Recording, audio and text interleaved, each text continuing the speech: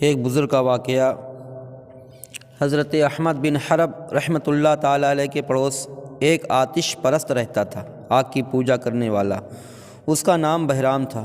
اس نے اپنا مال تجارت کو بھیجا تھا جو راہ میں ڈاکوؤں نے لوٹ لیا۔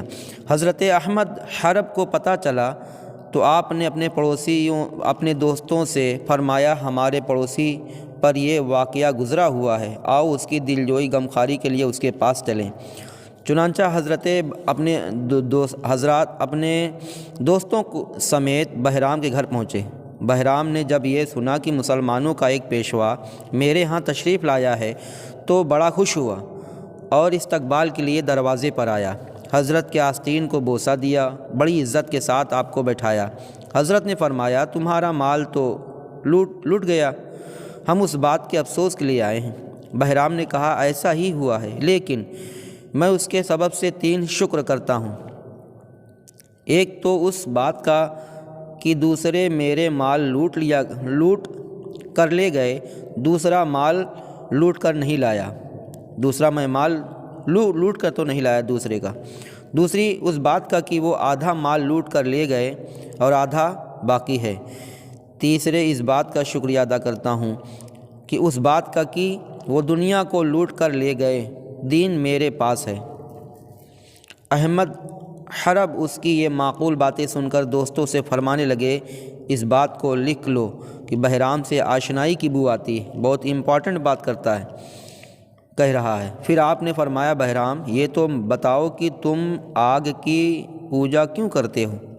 اس نے کہا، میں اس لیے کل قیامت کے دن مجھے نہ جلائے، اور آج کے روز اس قدر لکڑیاں میں نے اسی واسطے اس کی خوراک مقرر کی ہے، یعنی آگ جلانے کے لیے، تاکہ ہم اس کی عبادت کر سکیں، پوجا کر سکیں، کہ میرے ساتھ اس روز بے وفائی نہ کرے۔ میں اس لیے پوجا کرتا ہوں آگ کی، مجھے خدا تک پہنچا دے۔ حضرت نے یہ سن کر فرمایا، تم بڑی غلطی میں پڑے ہو، کیونکہ آگ تو ایک کمزور شے ہے، اگر لکڑی نہیں ڈالو گے تو بجھ جائے گی، کتنی کمزور شے ہے، اس کو تم خدا کہتے ہو۔ ذرا خیال تو کرو، اگر ایک چھوٹا سا لڑکا ایک چلو بھر پانی اس پر ڈال دے تو وہ بجھ جاتی ہے، بس خیال کرنے کی بات ہے، جو ایسی ناتواں کمزور ہو وہ قوی تک کیسے پہنچا سکتی ہے؟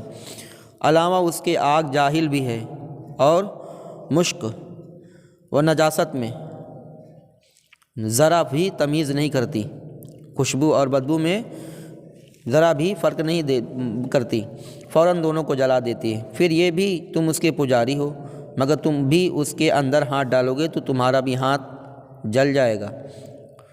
بہرام کے دل پر ان باتوں کا گہرا اثر ہوا اور کہنے لگا، میرے کچھ سوال ہیں، ان کا جواب دیجئے، اگر آپ کے جوابات صحیح ہوئے تو میں مسلمان ہو جاؤں گا۔